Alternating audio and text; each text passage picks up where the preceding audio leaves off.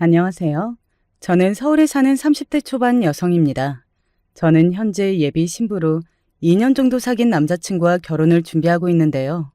오늘은 제가 이 결혼을 준비하면서 겪은 어이없는 일을 여러분들에게 소개해드리고 싶어서 이렇게 사연을 쓰게 되었습니다.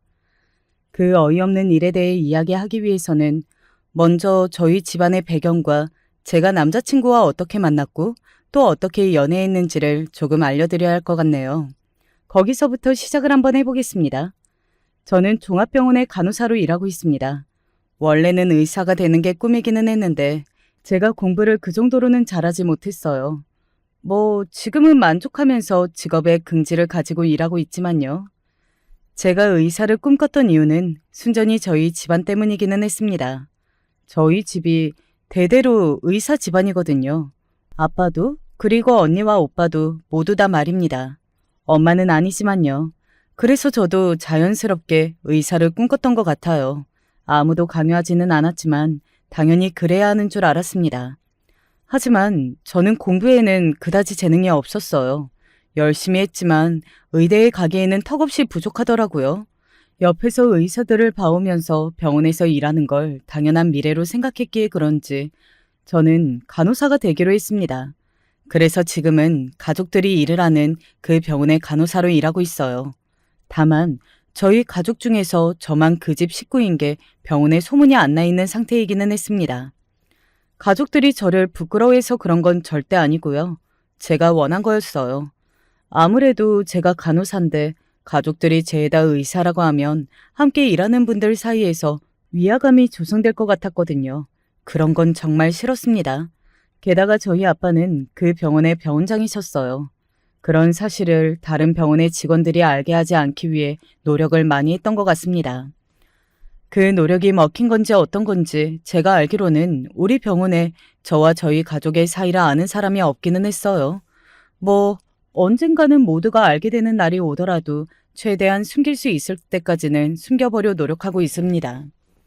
남자친구와는 병원에서 처음 만났어요. 의사와 간호사로 말이죠. 네, 제가 결혼을 약속한 남자친구는 저희 병원 의사입니다. 일을 하다가 처음 만나게 되었어요. 처음에는 참 많이 싸웠는데 그러다가 어느 순간 정이 들더라고요. 사람들이 그렇게 싸우대면서 어떻게 정이 들 수가 있냐라고들 했지만 또 자주 얼굴을 보고 이야기를 하다 보니 그럴 수도 있더라고요. 아무튼 남자친구는 저희 집안을 몰랐습니다. 그래서 저희 집이 어떤 집안인지 처음 알게 됐을 때 엄청나게 놀랐고 말이죠. 그리고 처음에는 못 믿더라고요. 그럴만하다고는 생각하기는 합니다.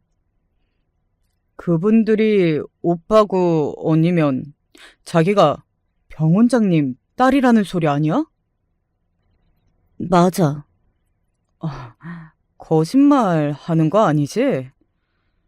그런 금방 들킬 거짓말을 왜 해? 이 선생님 여동생 있다는 말 못 들어봤는데? 내가 이야기하고 다니지 말라고 했어. 나중에 저희 오빠랑 같이 만나는 자리에서 남자친구는 정말이었구나 하고 혼자 중얼거리더라고요. 그때까지 반신반의했던 겁니다. 그러고는 확실하게 알고 나서는 저희 집안을 부담스러워했어요. 우리 집안도 의사 집안인데 우리 집안보다 더한 집이었네, 자기네 집안이. 자기네 집 식구들도 다 의사야? 응, 아버지, 형, 그리고 형수님. 오, 그런데 왜 이야기 안 했어? 그냥 그게 뭐가 중요한가 싶어서. 남자친구는 말은 그렇게 했지만 아마도 제가 부담스러워하지 않을까 싶어서 그동안 이야기하지 않은 거라는 걸 알 수 있었습니다. 의사밖에 없는 집안에 제가 간호사이니까 말이죠. 남자친구의 그 마음이 느껴져서 고마웠던 것 같아요. 만나면 만날수록 좋은 사람이라는 생각이 들더라고요. 환자를 보는 마음도 참 따뜻한 사람이었고요. 무엇보다 오빠와 언니가 저에게 이런 말을 해줬습니다. 김 선생 진짜 좋은 사람이야. 남자는 제대로 잘 골랐다. 저런 사람이랑 결혼해야 하는 거야. 원래 주변에서 그런 이야기를 하면 더 믿음이 가는 법이잖아요. 게다가 가족들이 말입니다. 그래서 남자친구와 결혼해야겠다고 생각했던 것 같아요. 연애가 2년이 지나가는데도 별다른 이야기가 없고 프로포즈를 할 생각도 없어 보이길래 어느 날 제가 먼저 이야기를 했었습니다. 이대로 가다간 평생 결혼하자는 소리를 못 들을 것 같아서 그냥 제가 했어요. 남자친구는 바로 승낙하더군요. 그래서 제가 바로 물어봤습니다. 나한테 왜 청혼 안 했어? 내가 자기네 집안을 몰랐으면 모를까 알아버렸는데 혹시 내가 결혼하자고 하면 다른 생각한다고 오해할까봐 그랬지. 뭐? 아, 우리 집안 보고 결혼하자고 한다고 생각할까봐? 남자친구의 그 말이 너무 귀엽고 웃겨서 푸하하 하고 웃었던 게 기억이 나네요. 아무튼 남자친구와 결혼하기로 약속을 하고 제일 먼저 저희 아버지를 찾아갔었습니다. 저는 당시에 남자친구가 그렇게까지 긴장하는 건 처음 봤던 것 같아요. 뭘 그렇게까지 긴장해? 그냥 여자친구 아버지가 아니잖아. 직장 상사이기도 한 건데. 오늘은 그냥 여자친구 아버지 만나러 왔다고 생각해. 그게 말처럼 쉽지 않아. 아버지는 사전에 남자친구에 대해서 여기저기 많이 물어보고 다니신 모양이더라고요. 뭐 특히 오빠에게 말입니다. 오빠와 남자친구는 저희 오빠와도 꽤 친한 사이였거든요. 그래서 오빠가 이 결혼을 가장 크게 찬성을 했고 말이죠. 은성이한테 이야기 많이 들었네. 이 선생님한테 제 이야기를요? 그래, 자네 칭찬을 아주 많이 하던데 아버지가 사위 복이 있으신 것 같다고. 제가 이 선생님한테 밥이라도 사야겠는데요.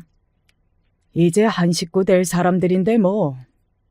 그 말로 아버지는 남자친구가 마음에 들었다는 티를 내신 겁니다. 남자친구도 그제야 긴장을 푸는 것 같았고요. 그 자리는 무척이나 화기애애했어요. 나는 청첩장 돌리기 전까지는 병원에는 비밀로 했으면 좋겠어. 뭘 그렇게 해? 어차피 결혼하면 내 부모님이 누구인지 다들 알게 될 텐데 그 전까지만이라도 병원 편하게 다니고 싶어요. 사람들이 제 눈치 보고 슬슬 피하고 그런 거 상상만 해도 너무 싫어요. 하여간 유난이다. 남들은 이런 부모 가졌다고 하면 온 사방에 떠들고 다닐 텐데. 저도 다른 곳에서는 그래요. 병원에서만 이러는 거예요. 그날 그 만남은 그렇게 좋게 마무리가 되었습니다. 남자친구도 병원장님 엄하고 무서운 분인 줄 알았는데 딸에게는 다정하신 것 같다면서 신기했고 말이죠. 저야 늘 보던 아버지의 모습이지만 남자친구 입장에서는 여간 신기한 게 아니었던 모양이더라고요. 그리고 그 뒤로 남자친구와 아버지는 꽤 많이 친해졌습니다. 아버지가 남자친구를 집으로 자주 불렀거든요. 같이 불러서 밥도 먹고 두 사람이 이야기도 나누는 시간이 길었고요. 아버지는 남자친구를 만나면 만날수록 마음에 들어 하셨고 하루빨리 나를 잡고 싶어 하셨어요. 그래서 저보고 그 집에는 인사를 언제 가느냐고 재촉을 했고 말이죠. 그렇게 남자친구의 집에 인사를 드리러 간 날이었습니다. 오전에 언니가 잠깐 보자고 하더라고요. 그러더니 어딘가 심상치 않은 말을 했습니다. 네 동서될 사람이 별로긴 할 거야. 오빠, 형수님? 이 선생 형수. 그 사람도 우리 병원 다니는 거 알지? 알아. 남자친구 형수님도 저희 아버지 병원을 다니고 있었거든요. 언니랑 아는 사이 같더라고요. 왜? 어떤데? 나야 직접적으로 친분이 있거나 한 건 아니라서 잘은 모르지만 소문이 안 좋아. 유명했어, 예전부터. 소문이 어떻게 안 좋은데? 성격이 엄청 지랄맞기로 유명하다던데. 의사 중에 그런 사람들 많잖아. 언니도 지랄맞잖아. 아휴, 그런 게 아니고 간호사들이나 다른 직원들한테 막대하고 사람 무시하고 그런 걸로.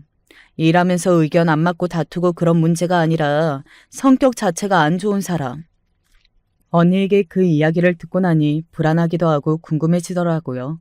그래서 그날 출근을 해서 다른 동료 간호사들에게 남자친구의 형수님에 대해 조금 물어봤습니다. 그랬더니 놀랍게도 나오는 답변들이 다들 비슷하더라고요. 내과 윤 선생님? 성격 더럽기로 유명하잖아. 얼마 전에는 다른 간호사들의 보호자까지 있는 앞에서 인턴을 아주 쥐를 잡듯이 잡아가지고 그 인턴이 울면서 병원 그만뒀다던데요? 소아과 서간도 그 선생 때문에 소아과로 간 거잖아. 맞아요. 괴롭힘 당해가지고. 괴롭혀요? 원래 간호사 무시하기로 유명한 선생인데 서간이 일도 잘하고 예쁘고 주변에서 칭찬만 들으니까 안 이뻐하는 게 보였다고 했어. 은은하게 괴롭히다가 건수 잡으면 정말 병원이 떠나가라 소리 지르고 서간이 스트레스로 원형 탈모 오고 사정사정해서 전과한 거잖아. 아무튼 그 선생 오면 무조건 피해. 폭탄이야, 폭탄. 저만 몰랐지 이미 병원에는 소문이 파다하게 나 있더라고요. 성격이 어지간하지 않다는 걸로 말입니다. 걱정이 조금 되기는 했던 것 같아요. 아무래도 가족이 될 사이이기도 했고 간호사를 무시한다고 하는데 제가 간호사니까요. 언니가 해준 말처럼 저희 집안을 알면 함부로 저를 무시할 수는 없겠지. 뭐 그런 생각을 하면서 불안한 마음을 애써 삼켰던 것 같습니다. 그렇게 조금 불안한 마음을 품고 남자친구의 집에 인사를 갔던 것 같아요. 하지만 그 불안함은 정말 헛된 걱정이었다는 걸 남자친구의 부모님을 만나고 식사를 하면서 깨달았습니다. 정말 좋은 분들이시더라고요. 뭐 한번 만나보고는 모든 걸 다 알 수는 없었지만 저를 대하는 태도나 말투 뭐 그런 것들에서 어느 정도는 느낄 수 있었던 것 같아요. 네 형수가 꼭 얼굴 보고 싶다고 했는데 왜 이렇게 안 오는지 모르겠다. 형수님이요? 너희 병원에서 일한다고 하니까 엄청나게 궁금해하던데. 제가 간호사인 걸 형수님이 안다고 했거든요. 제가 남자친구 집으로 오는 길에 물어본 바에 의하면 말이죠. 그래서 사그라들었던 걱정스러운 마음이 다시 불쑥하고 올라왔던 것 같아요. 뭐가 그렇게 궁금하지? 싶은 생각이 들어서 말이죠. 남자친구의 부모님은 저희 집안을 아신다고 했습니다. 남자친구가 이야기했더니 그런 집안에서 너를 허락하더냐부터 시작해서 엄청나게 놀라워하셨다고요. 그리고 제가 결혼 전까지 비밀로 하고 싶어 한다는 것도 이야기했다고 했어요. 그래서 형과 형수님은 아직 모른다는 이야기도 들었었습니다. 이런저런 생각을 하던 때였습니다. 어머님, 아버님, 큰며느리 왔어요. 남자친구의 형수님으로 보이는 분이 집으로 들어왔어요. 얼굴을 보니 어딘가 낯이 익은 것 같기도 하더라고요. 병원을 오가며 한 번은 마주쳤겠지 하는 생각을 하며 제가 일어서서 꾸벅 인사를 했습니다. 안녕하세요. 이현아라고 합니다. 네, 안녕하세요. 저는 윤정혜라고 해요. 첫인상은 좋았습니다.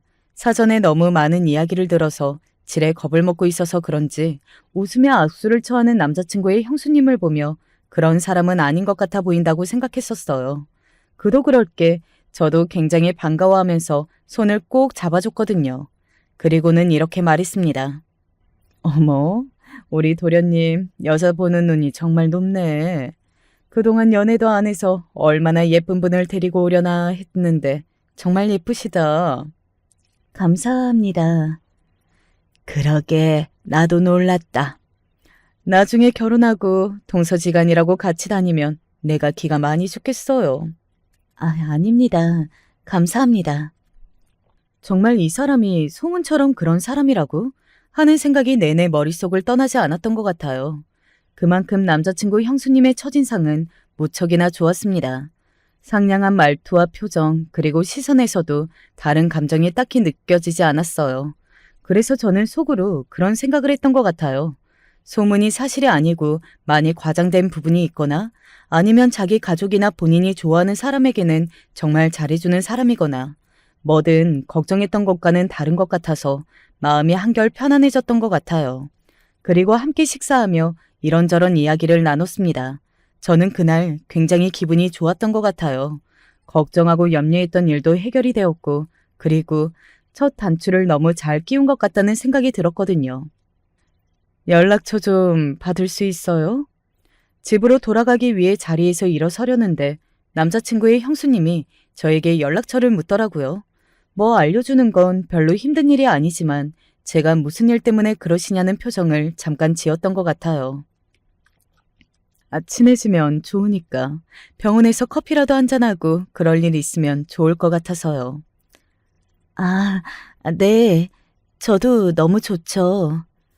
저는 아주 흔쾌히 남자친구의 형수님에게 연락처를 줬습니다. 그리고 그날 그 자리는 그렇게 마무리가 되었어요. 그리고 며칠이 지나서 남자친구의 형수님에게 연락이 왔습니다. 병원의 카페테리아에서 커피나 한잔 하자고 말이죠. 저는 반가운 마음으로 갔던 것 같아요. 사람들이 우리 두 사람이 여기서 왜 이러고 이야기하고 있나 하겠네. 그러게요. 과가 겹친 것도 없고 친분이 있을 게 없는 사이니까 저희 두 사람을 아는 사람들은 다들 지나가면서 힐끔 보고 지나가는 것 같기는 했던 것 같아요. 생각해보면 그래서 그날 남자친구의 형수님이 더한 이야기를 하지 않았던 것 같기도 합니다. 정말 결혼할 거예요? 그런 질문을 왜 하나 싶더라고요. 결혼을 할 거니까 인사를 가고 지금 상견례 날짜를 잡은 건데 이미 뻔히 진행되고 있는 걸 두고 말이죠. 네? 아니, 나는 조금 신기해서. 뭐가요? 제가 정말 모르겠다는 얼굴로 물었습니다. 그런 제 얼굴을 빤히 보던 남자친구의 형수님이 픽 웃으면서 이런 말을 하더라고요. 이미 그 순간부터 저는 쎄한 감정을 느꼈던 것 같아요. 아니, 나 같으면 부담돼서 못할 것 같아서요. 이 결혼. 무슨 부담을 말씀하시는 건지, 진짜 모르는 건지, 모르는 척을 하는 건지. 혼자 빈정거리듯 중얼거리던 남자친구의 형수가 다시 한번 제 얼굴을 빤히 바라봤습니다. 그리고는 턱을 개고는 이렇게 이야기를 하더라고요. 아니, 의사랑 간호사랑 결혼하는 경우 없지는 않지만 도련님이 그냥 의사는 아니잖아요. 그쪽 입장에서는 부담을 느껴야 하는 거 아닌가? 그냥 의사가 아니면 무슨 의사란 말인가요? 저는 정말 영문을 모르겠다는 얼굴로 그녀를 빤히 바라봤습니다. 그랬더니 기분이 나쁘다는 듯 갑자기 인상을 팍 하고 쓰더라고요. 아마 남자친구의 형수님 입장에서는 제가 모르는 척, 말귀를 못 알아듣는 척한다고 생각했던 모양이었어요. 저는 정말 그때까지만 해도 무슨 말을 하는 건지 몰라서 그런 얼굴을 했던 건데 말입니다. 시아버지도 의사, 형도 의사, 나도 의사. 그리고 그거 알아요? 우리 집도 친정집도 아버지가 의사고 제 동생도 의사예요. 언니는 국제 변호사고. 그런데요? 제가 정말 모르겠다는 얼굴로 되물었습니다. 그 이야기가 여기서 왜 나오나 싶어서요. 만약에 제가 조건이 좋지 않았다면 한 번에 알아들었을지도 모르겠어요. 수준 차이가 나니까 부담을 느끼라는 말이었는데 저는 저희 집이 더 나으니까 그런 말의 의중을 전혀 알아듣지 못했던 거고요. 물론 그때는 말이죠. 와, 진짜 보통 아니네 이거. 또다시 그렇게 혼잣말을 중얼거리더라고요. 뭔가 더 이야기가 하고 싶어 하는 듯 보였지만 주변에서 병원 직원들이 계속 힐끔거리며 지나가기도 했고 그리고 남자친구의 형수가 뭔가 이야기를 하려는데 콜이 울렸어요. 다음에 이야기하죠. 싸늘한 얼굴로 그렇게 이야기하고서는 일을 하기 위해 돌아갔습니다. 저는 그때 알았어요. 아, 그런 소문이 괜히 돈 게 아니고 저 사람이 성격이 좋지 않은 사람인 게 맞구나 하고 말입니다. 그날은 시댁 어르신들과 남자친구가 있어서 참은 거였다는 걸 말이죠. 일을 하러 돌아가니 동료 간호사들이 저에게 우르르 묻더군요. 참 병원 접고 소문 금방 퍼진다는 말을 다시 한번 실감했던 것 같아요. 자기, 윤 선생님이랑 아는 사이야? 그래서 전에 물어본 거야? 아니요, 그때는 몰랐어요. 근데 어떻게 알게 된 건데? 무슨 이야기 했어? 막 자기도 갈고? 아니, 지인이 아는 사이라 물어본 거였고 전에 인사 잠깐 한 정도예요. 안 좋은 소리 들은 것 같은데? 그니까 표정이 엄청 안 좋은데? 그녀는 남의과 간호사한테도 그 지랄이냐는 소리를 제 옆에서 하는 동료 간호사들의 험담을 들으며 저는 잠시 생각에 잠겼던 것 같아요. 그 말의 의도를 생각하느라 말이죠. 그리고 그때는 그냥 내가 간호사라 마음에 안 드나 보다 그런 생각만 하고 끝냈던 것 같아요. 바로 일을 해야 했기 때문에 뭔가 더 생각할 정신이 없었거든요. 다음에 다시 이야기하자던 남자친구의 형수님은 그날 이후로 다시 연락을 해오지는 않았습니다. 그러는 와중에 상견례 날이 밝았어요. 언니, 진짜 뭐다? 오빠도 학회 나가 있어서 못 온다는데 나 정말 혼자 나가야 해? 네가 왜 혼자야? 엄마 아버지 있는데. 그래도 오빠 언니 다 있는데. 그러면 잡힌 수수료 어떡하냐? 억지 좀 그만 부려. 잘하고 오고, 응? 오빠는 외국 학회로 한국에 없는 상황이었고 원래 참석하기로 했던 언니는 전날 급한 수술이 생겼다고 했습니다. 뭐 어쩔 수 없는 상황이기는 했지만 서운하기는 했던 것 같아요. 그래도 하나뿐인 동생 상견례 날인데 언니도 오빠도 아무도 참석하지 못하는 이 상황이 말입니다. 떨리기도 하고 서운하기도 하고 뭐 여러 가지 복합적인 마음으로 상견례장으로 향했던 것 같아요. 무엇보다 가장 마음에 걸렸던 건 그날 이후로 처음 보는 남자친구의 형수님이었습니다. 남자친구에게는 그날 일을 이야기하지 않았거든요. 그리고 오시냐고 물어보니 그렇다는 대답을 들었고 말이죠. 아이씨구, 네 아버지 늦는단다. 어? 그러면 어떡해? 그러게나 말이다. 그냥 식사 자리도 아니고 상견례 자리를. 이게 뭐야. 아버지가 너무 미안하대. 대신에 갖고 싶은 거 나중에 하나 말하란다. 내가 그런 게 어딨어. 속상하고 서운한 마음에 다시 입이 대빨 나와 있는데 엄마가 어르고 달래며 이렇게 이야기하시더군요. 김 선생, 마음에 들기는 하는데 꼭 의사랑 결혼을 해야겠니? 왜? 엄마는 의사 사위 싫어? 집에 널린 게 의사인데 의사가 뭐가 반가워. 맨날 바빠서 이렇게 딸내미, 막내 동생, 상견례도 제대로 못 오는 가족들인데. 엄마는 늘 바빠서 식사조차 한번 다 같이 못하는 걸 굉장히 서운해하고 싫어하셨거든요. 그래서 사위마저 의사라고 했을 때 그 직업을 그다지 반가워하지는 않았습니다. 본인이 의사와 결혼해서 외로웠으니 저도 그럴까 염려가 된 거죠 뭐.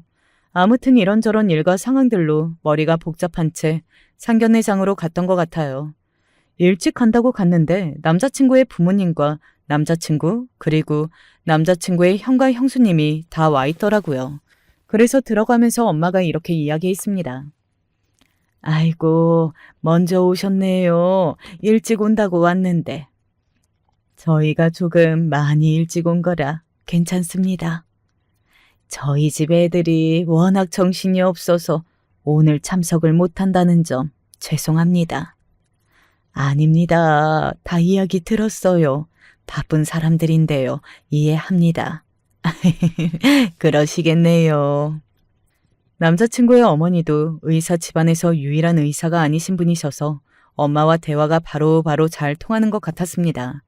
저는 두 분이 친하게 지내면 하실 이야기가 많겠다. 뭐 그런 생각을 잠깐 했던 것 같아요. 그리고 저희 바깥 양반도 지금 급한 일이 생겨서 잠시 일을 보고 와야 할 것 같다고. 저희 집에도 늘상 있는 일입니다. 다들 이해할 거예요. 이번에도 역시 다 안다는 얼굴로 고개를 끄덕이시더군요. 엄마의 표정이 밝아지는 게 보였습니다. 아마 엄마도 저와 같은 생각을 하는 것 같았어요. 대화가 잘 통하는 것 같다는 거 말입니다. 아무래도 공통점이 많은 분이었으니까요. 상견례는 잘 진행이 되었습니다. 별다른 이야기를 한 건 아니었어요. 그냥 서로 자식들에 대한 칭찬과 결혼식을 어떻게 진행할 건지 뭐 그런 이야기들을 한창 하고 있는데 갑자기 화장실을 가고 싶더라고요. 긴장한 게 풀린 건지 어떤 건지 말입니다. 그래서 자리에서 일어서며 화장실을 간다고 하고 잠시 나왔습니다. 그렇게 화장실을 갔다가 나오는데 앞에 남자친구의 형수님이 서 있었습니다. 화장실을 가려고 나온 사람은 아니었어요. 누가 봐도 거기서 나오는 저를 기다린 사람이었습니다. 그래서 제가 멈춰 섰어요. 이 결혼 진짜 할 거야? 그 전에 병원 카페테리아에서 만났을 때는 그래도 존댓말이라도 썼었는데 이제는 다짜고짜 그냥 반말하더라고요. 그래서 기분이 확 나빠졌던 것 같아요.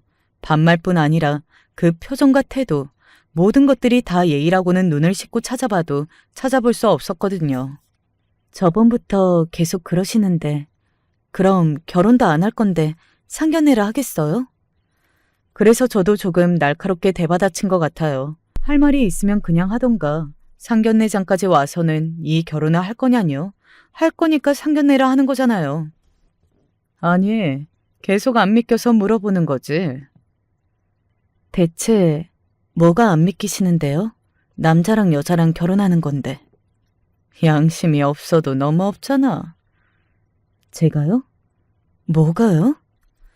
정말 모르겠더군요. 뭐가 양심이 없다는 건지 말입니다. 그래서 정말 순수하게 궁금해서 그렇게 되물어본 거였습니다. 제 그 물음에 남자친구의 형수의 인상은 구겨질 대로 구겨졌지만 말입니다. 진짜 너무 뻔뻔하네. 아니면 멍청하든가? 할 말이 있으면 그렇게 빙빙 꼬지 마시고 그냥 하세요. 제 그 말에 저를 잠시 노려보던 남자친구의 형수는 팔짱을 끼고서는 이렇게 말했습니다. 간호사 따위가 감히 의사 집안을 넘봐?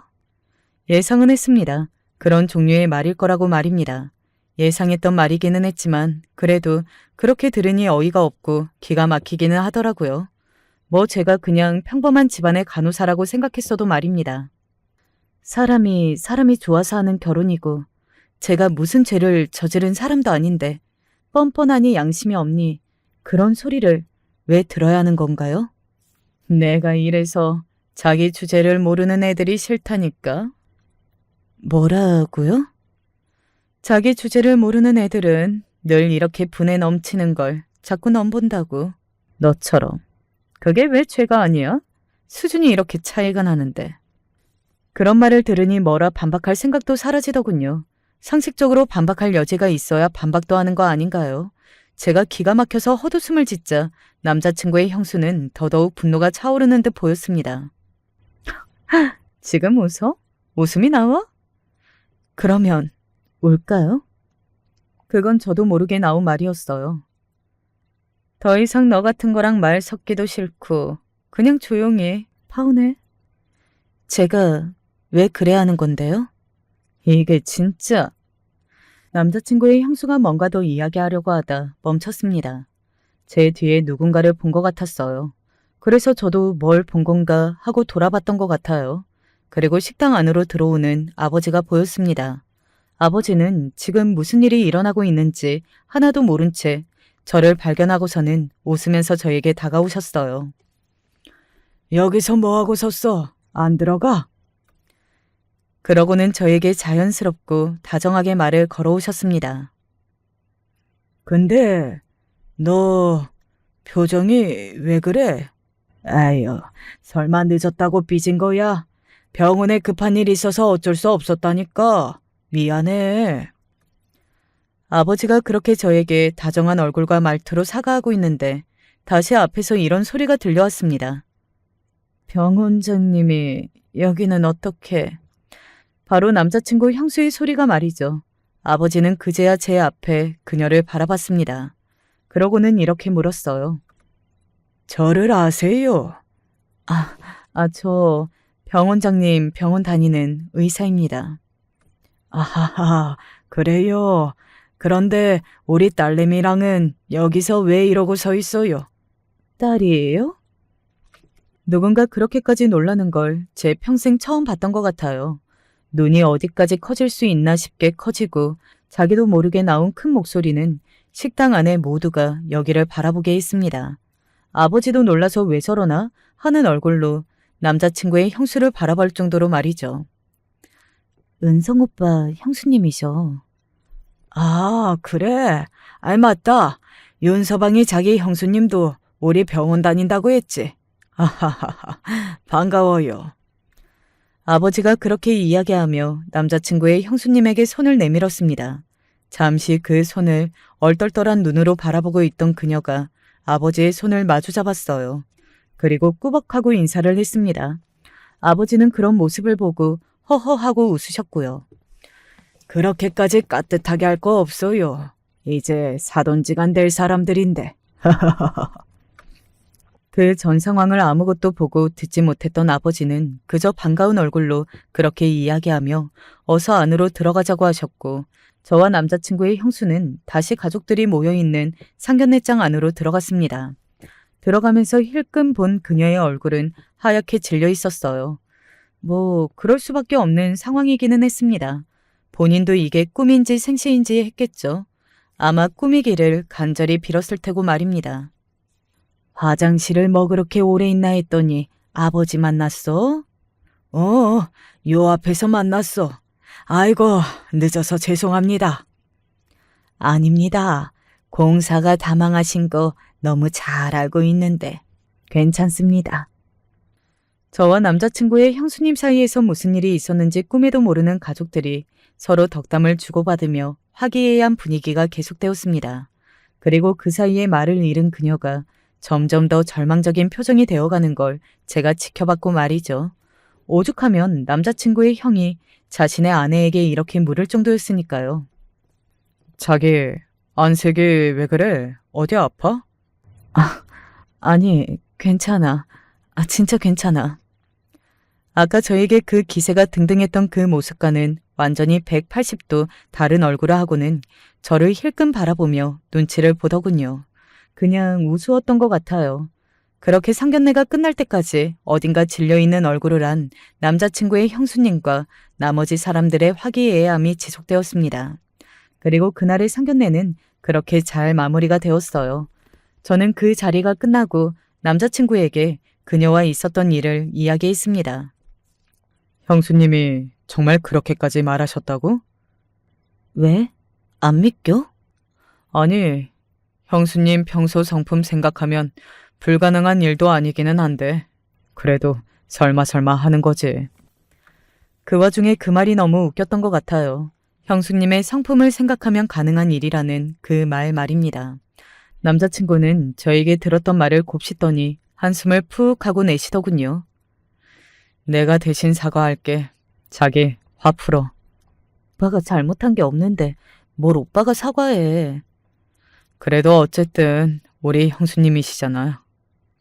남자친구가 고개를 절레절레 저으면서 이야기하더라고요. 이런 일로 남자친구와 결혼을 다시 생각해본다든지 뭐 그런 생각은 눈꼽만큼도 하지는 않았습니다. 남자친구와 결혼하는데 남자친구 형수님의 성품까지 신경을 쓰는 건 오바잖아요. 게다가 이제는 제 정체까지 알게 되어서 찍소리도 못할 사람인데 말입니다. 그리고 집으로 돌아와 언니에게도 이 이야기를 했습니다. 언니는 정말 진심으로 그날 자신이 그 자리에 없었던 걸 슬퍼했어요. 내가 그 자리에 있었어야 했는데. 언니, 재밌어 보인다. 완전 재밌어. 꿀잼이잖아, 이거. 수술만 없었어도 그 광경을 다 보는 건데. 그렇게 한참을 자신이 그 자리에서 그걸 봤었어야 한다며 아쉬워하던 언니가 저에게 진지하게 물었습니다. 내가 복수해줄까? 무슨 복수? 갈구려면 갈굴 수 있어. 그과 교수님들이랑 나도 친하고. 그렇게까지 유치하게 굴고 싶지는 않아. 하긴 그 선생은 지금 지옥이지 않겠냐? 그 무시를 하던 간호사가 사실은 자기가 다니는 병원장 딸이래. 차라리 이게 꿈이길 바랄걸. 그리고 언니는 한참을 그녀에 대해 들었던 좋지 않은 이야기들을 저에게 전해주며 뒷담화 있습니다. 아마도 제 기분을 풀어주려 더 그랬을 거예요. 이러나 저러나 그날 심한 말을 듣기는 했으니까요. 저랑 상관없는 이야기이긴 했지만 말입니다. 저는 사실 그러고 다음 날 바로 남자친구의 형수님에게서 연락이 올 줄 알았거든요. 그리고 우는 척이라도 해가면서 사과를 할 줄 알았습니다. 그날의 표정이 딱 그런 표정이었거든요. 그런데 그 다음 날도 아무런 연락이 없더라고요. 그래서 이렇게 뭉개고 그냥 모른 척하고 가기로 한 건가 하는 생각이 들었습니다. 하지만 저는 그럴 수 없었거든요. 사과를 반드시 들어야겠다는 생각은 확실하게 하고 있었기 때문입니다. 그러던 와중에 병원에서 우연히 저와 딱 마주치게 되었어요. 그날은 잘 들어갔죠? 굉장히 어색한 말투와 얼굴로 저에게 그렇게 묻더군요. 그것도 어이가 없었던 것 같아요. 정말 뭉개고 가기로 했다는 생각이 들면서 말입니다. 그런 그녀를 보며 저는 무표정한 얼굴을 풀지 않고 이렇게 말했습니다. 글쎄요. 기분이 너무 안 좋았어서 잘 들어갔는지 아닌지도 모르겠네요. 제 그 말을 듣자마자 표정이 확 어두워지더군요. 단지 그 전처럼 기분이 나쁘다는 찌푸린 인상, 뭐 그런 건 아니었고 상당히 곤란해하는 얼굴로 말이죠. 제가 계속 모르는 척 해줄 거라고 생각했던 모양이었습니다. 며칠째 조용했으니까요. 제가 며칠째 그 누구에게도 아무 말도 하지 않고 있던 이유는 그냥 이 결혼을 평화롭게 마치는 게 아무래도 모두를 위해 좋으니까 그런 거예요. 근데 이렇게 뻔뻔하게 나오시면 이야기가 달라지죠. 세상 뻔뻔한 건 본인이면서 누구더러 뻔뻔하다고 했던 건지 그 생각이 나서 웃음이 비집고 나오려는 걸 간신히 참았던 것 같아요. 그리고 곤란한 얼굴을 하고 있는 남자친구의 형수님에게 이렇게 말을 덧붙였습니다. 저는 그냥 넘어갈 생각이 없어요. 제 그 말에 남자친구의 형수님 표정이 순식간에 피키가 싹 가시는 듯 했어요. 사과를 드려야겠으니까 지금부터 저한테 어떻게 사과하실지 잘 생각하셔서 연락하세요. 사과 한마디 안 듣고 그냥 넘어가는 일은 없을 겁니다. 왜 그런 사람들 있잖아요. 미안하다는 말을 끝까지 하기 힘들어하고 인정하지 않으려 하는 사람들 말입니다. 저는 알 수 있었거든요. 그녀가 그런 유형의 사람이라는 것을 말입니다. 그래서 더더욱 미안하다는 사과를 들어야 했어요. 일을 하러 가던 중이었기 때문에 그렇게 이야기하고 다시 일을 하러 갔습니다. 그리고 남자친구의 형수님에게 연락이 오기까지 정확히 5일이 걸린 것 같아요. 정말 징하지 않나요? 얼마나 사과하기 힘들어하는지 이것만 봐도 알 수 있었던 것 같아요. 심지어 본인이 잘못한 일에도 말입니다. 이거 하나만 봐도 평소에 함께 일하는 사람들에게 어떻게 굴었는지 알 수 있었습니다. 왜 그렇게 소문이 좋지 않은지도 말이죠. 그날은 내가 너무 미안했어요. 다시 존댓말을 하는 것도 정말 웃겼어요. 뭐가요? 저는 그냥 사과만 들을 생각이 없었기 때문에 그렇게 되물었습니다. 그냥 미안하다 한마디로 다 되는 거였으면 이렇게 만나러 나오지도 않았을 거예요. 그날 그렇게 이야기한 거 말이에요. 내가 말이 너무 심했어요. 무슨 말이 얼마나 심하셨는데요? 누군지 모르면서 함부로 이야기한 거나 다짜고짜 결혼하지 말라고 한 거나 다 해서는 안 되는 거였는데. 아니요. 저는 단호하게 말했습니다. 놀라서 저를 바라보는 그녀에게 또박또박 말을 이어갔어요. 제가 누군지 몰라서 제 정체를 알게 돼서 하는 사과는 아니어야죠. 제가 그런 집안의 딸이 아니었어도 사과하시는 상황인 게 맞는 거잖아요. 간호사라는 이유로 수준이 안 맞는다고 무시하면서 결혼하지 말라는 등 하는 말을 한 건데. 제 말에 아무 말도 하지 못하고 입을 꾹 다물고만 있더군요. 저는 계속해서 말했습니다. 가만히 생각해보니까 생각하면 할수록 어이가 없더라고요. 오빠 어머니나 친누나나 그런 말을 한다고 해도 어이가 없는데 형수라는 사람이 예비 동서한테 수준이 맞니 아니냐 하면서 결혼하라 마라 하는 게 이게 흔한 상황은 아니잖아요.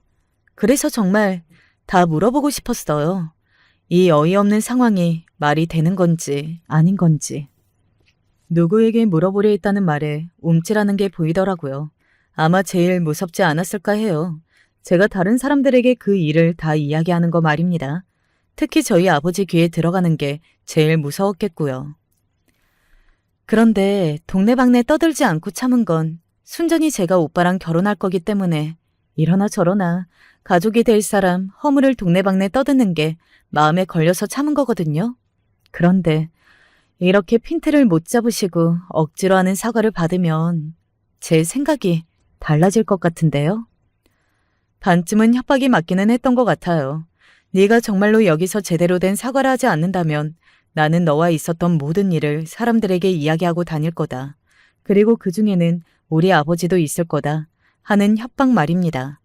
제 말이 떨어지기 무섭게 안색이 파리해지는 게 보였습니다. 확신했어요. 가장 무서워하는 일이 바로 그 일이라고 말입니다. 그런 주제에 왜 바로 사과하러 오지 않았는지도 정말 모르겠어요. 의사인 자기가 간호사한테 사과하는 게 자존심이 상한 건지 어쩐 건지.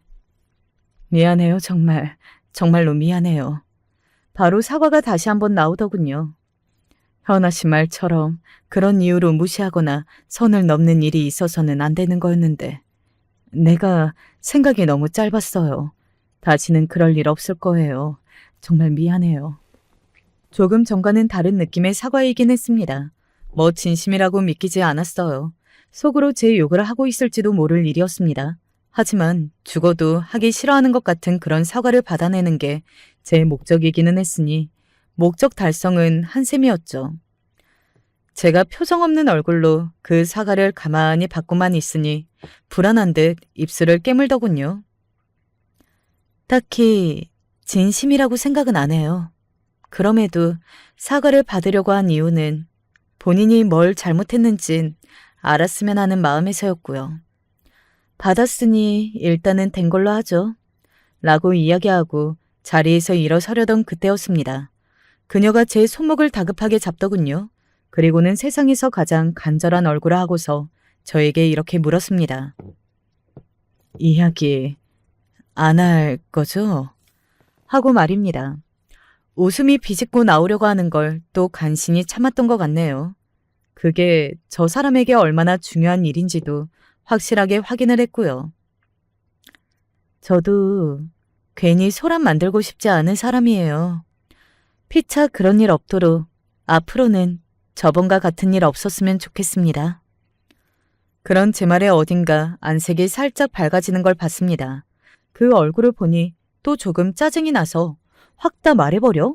라고 잠시 생각했던 것 같아요. 고마워요. 이런 일은 정말로 다시는 없을 거예요. 그 일은 그렇게 마무리가 되었습니다. 제 친구들은 이 이야기를 듣고 일을 크게 벌리지 않는 저에게 뭐라고 하기는 했어요. 그런 사람은 가만히 내버려두면 안 된다고 하면서 말입니다. 진짜 너는 착한 거냐, 바보 같은 거냐. 그런 거는 본때를 보여줘야 한다고. 그래도 평생 얼굴 보고 지낼지도 모르는 사람인데 그냥 한 번은 넘어가려고. 와, 진짜 속도 좋다, 좋아. 나 같으면 당장 만천하에 고래고래 소리 지르면서 알렸다. 친구들은 그 좋은 기회를 놓쳤다고 아쉬워했지만 저는 그냥 이렇게 마무리하기로 했습니다. 더 이상 문제 삼지 않기로 했어요. 그리고 그 이후로 남편의 형수님도 저에게 굉장히 조심하는 게 보였고 말이죠. 원래는 결혼식 전까지 절대 병원 사람들이 모르게 하려고 했거든요. 그런데 어디서 소문이 난 건지 제가 남자친구와 결혼할 거라는 사실과 저희 부모님이 어떤 분들이신지 전부 말입니다. 당연히 병원이 발칵 뒤집혔어요. 다들 저에게 직접적으로 물어보지 못하고 힐끔거리며 관찰하더군요. 저와 친하게 지냈던 간호사 한 명이 조심스럽게 물어왔던 것 같아요. 그 소문이 진짜야? 일부러 속이려고 한 건 아니었어요. 그냥 이렇게 시끄러워지는 게 싫어서 말하지 못한 거 정말 죄송합니다. 그렇게 인정 아닌 인정을 해버리고 나니 차라리 마음이 편하더라고요. 물론 사람들이 저를 대하는 태도가 한순간에 너무 달라지기는 했지만 그게 신경이 많이 쓰이기는 했지만 말이죠. 우스갯소리로 그동안 이 간호사한테 잘못한 거 없는지를 서로 이야기해보자 이런 모습을 보면서 만약에 숨길 수 있다면 끝까지 숨기고 싶었다는 생각을 한 번 더 했던 것 같아요. 네 동서될 사람 진짜 웃기더라. 왜? 사람들이 그러면 병원 장례랑 사돈되는 거 아니냐면서 부럽다고 난리니까 어깨가 하늘에 솟을 듯 올라가 있다고. 간호사들이 안 그래도 재수없는데 더 재수없어지게 생겼다고 이야기하는 거 들었어. 그건 나도 좀 재수가 없기는 하네. 정말 그런 생각이었습니다. 무시할 때는 언제고 그걸로 기가 살았다는 게 말이죠. 제가 조금만 성격이 더러웠어도 병원에 나는 동서될 사람이 너무 싫다 하고 떠들어댔을 텐데 남자친구의 체면을 생각해서 참았어요. 사람이 어떤 사람을 덜 가지고 더 가졌다는 이유로 자신의 기준에 미치지 못하다는 이유로 그렇게 선을 넘고 무시를 하는 건 정말 안 되는 거라는 걸 다시 한번 깨닫게 되었던 것 같습니다. 역풍이 언제 어느 때 어떤 식으로 불게 될지는 아무도 모르는 일이고요. 남자친구의 형수도 예상 못했을 거잖아요. 본인이 그런 식으로 역풍을 맞게 될 거라는 사실을 말입니다. 그래서 늘 잘해야 하는 것 같아요. 물론 그런 이유로 잘하는 건 100% 바람직한 건 아니라고 생각하지만 그래도 그런 이유라도 남들에게 적어도 피해는 주지 않고 또 막 하지는 않고 사는 게 더 중요한 것 같습니다. 본인을 위해서라도 말이죠. 저는 이제 결혼을 일주일 정도 앞둔 예비 신부가 되었어요. 저와 예비 동서인 남편의 형수 사이의 일은 제 친구들과 언니 아니고는 모릅니다. 저희 부모님이 알게 되시면 일이 커지는 걸 너무 잘 알아서 절대 이야기하지는 않을 거예요. 제가 이래봬도 집에서 굉장히 사랑받는 막내딸이거든요. 결혼식은 작게 하고 싶었지만 아무래도 부모님 지위도 있고 남편네도 우리 집보다는 덜해도 굉장히 손님이 많을 집이었기 때문에 그 부분은 저희가 양보했어요. 크고 화려한 결혼식이 그다지 취향은 아니지만요. 그리고 아버지에게 결혼 선물로 집을 받았습니다. 엄청 좋은 집은 아니에요. 뭐 좋은 편이기는 하지만요. 아버지는 더 좋은 집을 해주고 싶어 하셨지만 저는 둘이서만 사는 집이 너무 크고 화려해도 집에 정이 안 붙을 것 같아서 그 부분은 거절을 했습니다. 나중에 후회할 거라 그러시길래 그러면 돈으로 달라고 했네요.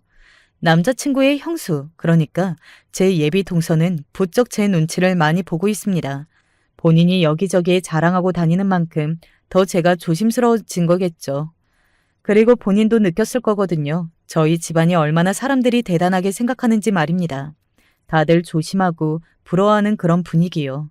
저는 그게 싫었지만 그녀는 누가 봐도 그런 걸 좋아하고 즐길 게 뻔한 사람이었으니 그걸 더 누리고 싶다면 저에게 잘하겠죠 뭐. 제 이야기는 여기까지입니다. 결혼이 코앞으로 다가와서 정신이 없는 와중이었지만 그래도 식을 올리기 전에 이곳에 사연을 보내고 싶었어요. 한 번쯤 정리를 하고 싶기도 했고 또 지금을 놓치면 다시 사연을 쓰게 될 것 같지도 않아서 말이죠. 듣는 분들이 재밌게 들어주셨으면 더없이 좋을 것 같네요. 재미난 이야기를 공유하고 싶어서 사연을 보낸 거니까요. 요즘 날씨가 너무 습하고 덥죠? 이럴 때일수록 물 많이 드셔야 하는 거 아시죠? 꼭 물 챙겨 다니시면서 틈틈이 마시시길 바랍니다. 저도 요즘 그러고 있거든요. 긴 이야기 끝까지 들어주셔서 감사합니다. 언제 어디서나 건강하고 행복하시길 소원할게요. 저도 그럴 수 있길 바라주세요. 부모 자식 사이를 선택해서 고를 수 있는 게 아니라지만 그래도 적어도 한쪽은 될 수 있는 한 최선을 다해야 된다고 봅니다. 적어도 생명을 낳기로 선택한 부모님의 입장이라면 더더욱 말이에요. 요즘처럼 저의 부모님, 즉 저를 만들어내게 된 이 뿌리가 원망스러운 적도 없어요. 낳아준 부모라고 무조건 다 효도해야 하는 걸까요? 제가 살고 있는 지역을 말하려면 이후 이어가야 할 이야기에 대해서 뭔가를 추측하시는 분이 있으실 것 같아서 자세히는 못 쓰겠어요. 그만큼 저에게 꽤 중요한 사건이 여기에 얽혀 있으니까요. 일단 부모님 사이에서 큰딸인 제가 태어났고 그 밑으로 남동생이 태어났어요. 어릴 때는 곧잘 가족끼리 놀러도 다녔고 그렇게 시간을 보내오다가 성인이 되었고 결혼을 하게 되었어요. 주변 친구들은 요즘 같은 시기에 더 오래 만나보지도 않고 결혼을 하냐고 하더라고요. 그다지 결혼에 얽매일 필요도 없지만 혹시라도 하게 된다면 저는 꼭 이 사람이랑 오래오래 같이 살고 싶었어요. 나름 충분히 생각을 하고서 신중하게 결론을 내렸고 대학 때부터 해서 결혼 자금까지 제가 충당을 했기 때문에 진행에 있어선 딱히 문제가 없다고 여겼어요. 근데 이상한 곳에서 딴지를 걸어오더군요. 바로 우리 엄마 말이에요. 원래도 저와 엄마는 그다지 잘 맞는 성격이 아니긴 했지만 이때는 정말 더 짜증이 났어요. 남자인의 아빠가 안 계신다며 엄마 혼자셔? 그러면 시어머니가 보통 아닐 거야. 엄마는 왜 겪어보지도 않고서 그러는 거야? 어머니 좋은 분이셔. 그리고 설사 그렇다고 해도 집도 떨어져서 사는데 뭐가 문제야. 그랬더니 엄마는 또 대뜸 화를 내면서 끼어들려고 하는 게 아니겠어요? 얘는 너보다 더 살아본 엄마 말을 들어야지 무슨 소리야. 넌 아직 어려서 모른다.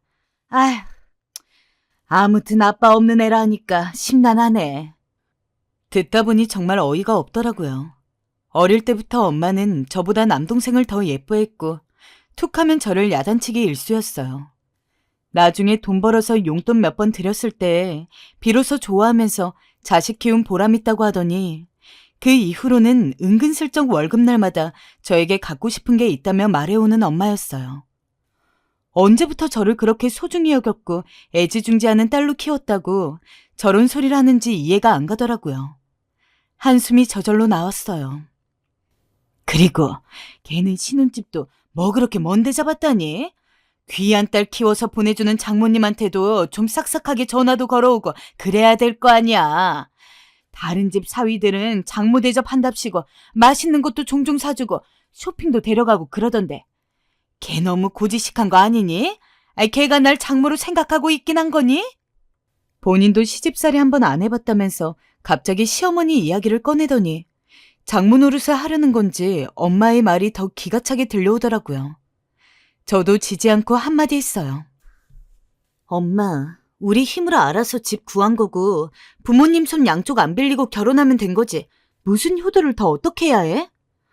엄마야말로 그렇게 귀한 딸 보내면서 사위 역할 중요한 거 알면 닭이라도 잡아주고 그런 말을 해.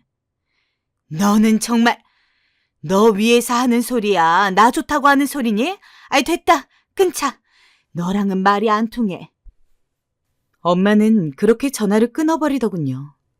어찌되었건 저는 그러거나 말거나 은근 남동생만 예뻐하고 늘 저에게 무뚝뚝했던 엄마라서 그런지 이 집을 나가는 것에 있어서 별로 아쉬운 생각이 들지는 않았어요. 오히려 이 무렵 때 아빠가 많이 아프셔서 그것만 좀 안쓰럽게 느껴지기도 했고요. 평생 한 직장만 꾸준히 다녔던 아빠가 자식들이 크고 좀 쉬어도 될 무렵에 갑자기 큰 병을 얻으셔서 고생을 하고 계시니 마음이 안 좋더라고요. 물론 엄마가 옆에서 병간호를 해주고 있기도 했고 남동생도 신경을 쓰긴 했지만요. 아빠, 미안해요. 내가 더 찾아뵈야 하는데 오늘은 몸 어때요? 영은아, 아빠는 괜찮아. 너무 걱정하지 말아라. 너만 잘 살면 돼. 아빠는 그거면 됐다. 아빠는 엄마와 달리 절 많이도 이뻐해 주시고 늘 저를 다정하게 대해 주신 분이었어요. 그래서인지 저는 엄마보다 늘 아빠에게 더 많은 사랑을 받아왔다고 생각했고 저도 아빠를 더 믿고 따랐어요. 제 유일한 버팀목이셨죠. 그리고 제가 결혼한 지 얼마 안 되어서 남동생도 오래 사귀었던 여자친구와의 결혼을 하게 되었어요. 남동생도 끝내 아빠가 걸린다면서 친정 근처의 아파트를 얻게 되었는데요. 저희 아빠, 자식들이 이렇게 알아서 가정을 꾸릴 때까지 안간힘을 쓰면서 견디고 계셨던 걸까요? 동생이 결혼할 때 휠체어에 타고 참석하셨고 그 이후 2, 3개월 더 투병을 하시다가 결국 생을 마무리하게 되셨어요. 아직도 그날이 기억에 남아요. 영은아, 얼른 병원으로 와라. 왜? 니네 아빠가... 엄마가 흐느끼며 아빠의 소식을 전하는 순간 저도 그만 무슨 말인지 알 것 같아 그 자리에서 그만 대성통곡을 하며 무너졌어요. 아무리 그간 오래 아프셨다지만 아빠가 앉아있는 모습을 모처럼 본 게 동생 결혼식 때였던 저는 이 소식이 너무 갑작스럽게 느껴졌어요. 얼마나 많이 울었으면 감당하기 힘들었는지 멀쩡히 마음을 잡기 어렵더라고요. 가족들 모두 무거운 마음으로 한참을 보내게 되었고 그나마 남동생이나 저나 각자 배우자들이 위로해주기도 하고 무척 신경을 써주었어요.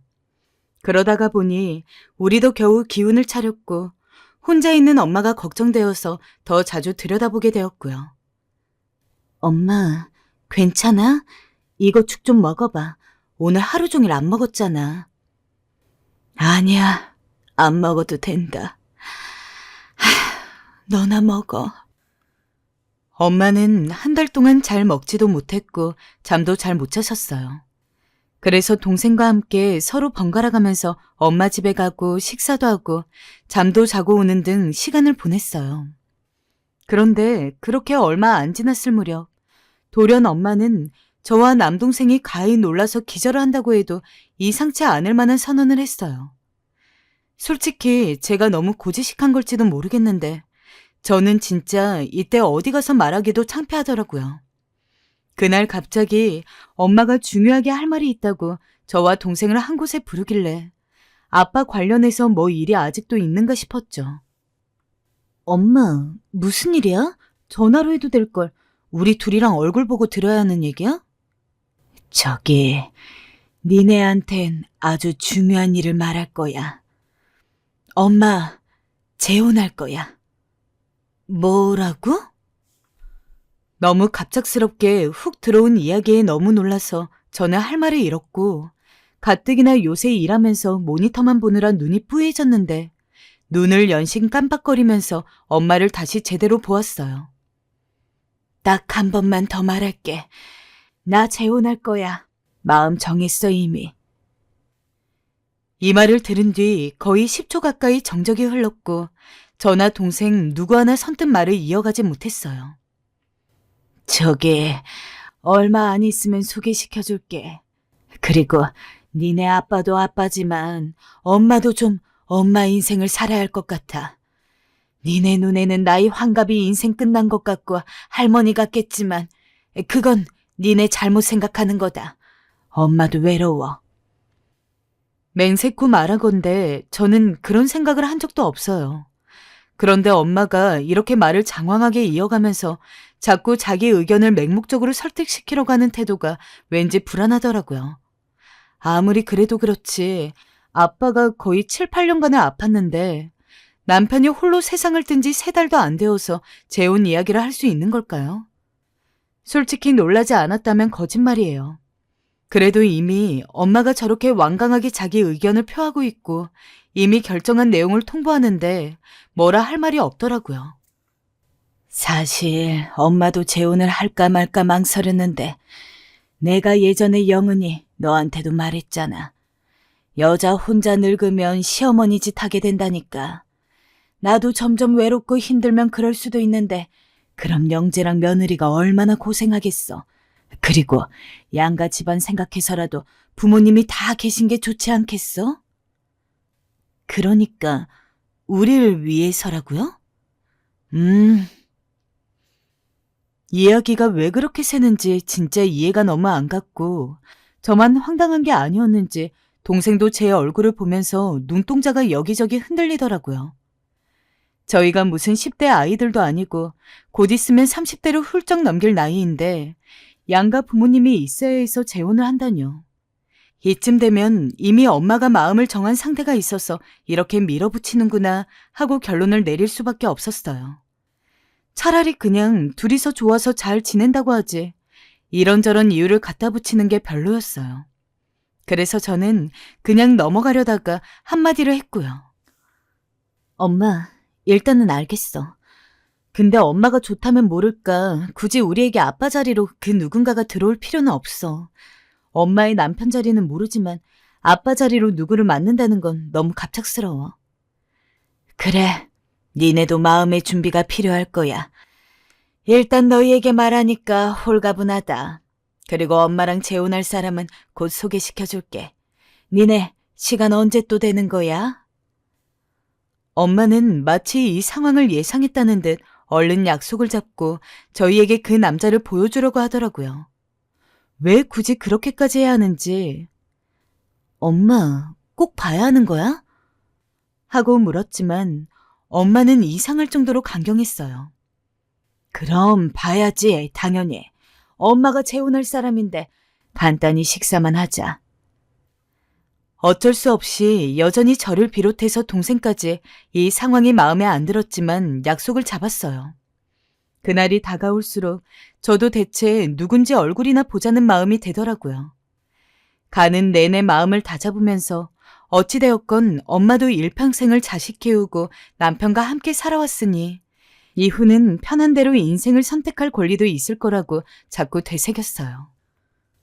당신 괜찮아? 말하지 않아도 제 마음을 아는 남편이 넌지시 안부를 물었지만 전 괜찮다고 고개를 끄덕였어요.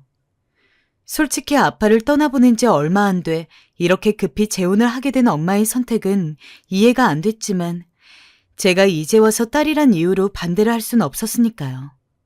또 딸로서 엄마가 고른 제2의 인생을 같이 살아갈 반려자가 어떤 아저씨인지 늘 제멋대로이고 마음대로 행동하는 우리 엄마를 과연 감당하실 수 있을지 걱정이 되더라고요. 아무쪼록 그래도 좋은 분이었으면 좋겠다고 생각하며 나갔고 그 자리에 나가서 동생이랑 앉아 있으려니 우리들 역시 딱히 할 말이 나오지 않아 아주 어색한 침묵 속에 있었어요. 저기 오신다. 동생의 목소리가 들리면서 이윽고 반대쪽에서 엄마가 키 큰 남자분과 함께 걸어 들어오는 게 보이더라고요. 조금이라도 자세히 보려고 저도 얼른 몸을 앞으로 기울여서 외모를 봤는데 말끔하신 인상인 것 같은데 이상하게 낯이 익었어요. 남자분이 얼른 안 들어오시고 엉거주춤 엄마 손에 땡겨 들어오시는 것부터 해서 이때부터 왜 이렇게 불안하던지요. 그리고 그분이 제 앞에 마주선 순간 저는 너무 놀라서 비명을 지를 뻔했어요. 실제로도 비명에 가까운 상태로 말을 하게 되었고요. 선생님? 그래. 안녕 영훈아, 잘 지냈니? 세상에 이런 일이 있을 수 있는 건가요? 제 눈앞에서 자꾸 눈을 마주치지 못하고 먼 곳을 보는 그 남자분은 무려 제 고1 때 담임 선생님이셨어요. 제 기억 속 담임 선생님은 그닥 좋은 분이 아니셨고요.